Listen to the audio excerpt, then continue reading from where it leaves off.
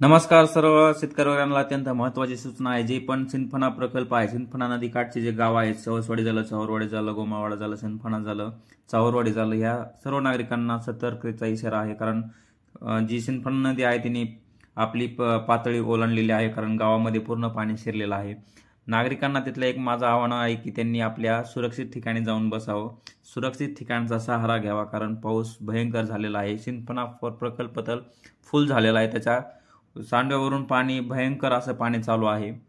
त्यामुळे सिंदफणा प्रकल्पाचे जे खालचे गाव आहेत, गोमळवाडा झालं, ते पलीकडचे जे गावं झाले, त्यांना एक अत्यंत भयंकर परिस्थिती निर्माण होणार आहे। त्यासाठी हा व्हिडिओ शेअर करा, त्या प्रत्येक गावापर्यंत हा व्हिडिओ गेला पाहिजे, कारण तिकडे परिस्थिती भयंकर आलेली आहे। भयंकर पाऊस झालेला आहे, एका रात्रीमध्ये 6 घंटे पाऊस चालू होता, मुसळधार पाऊस।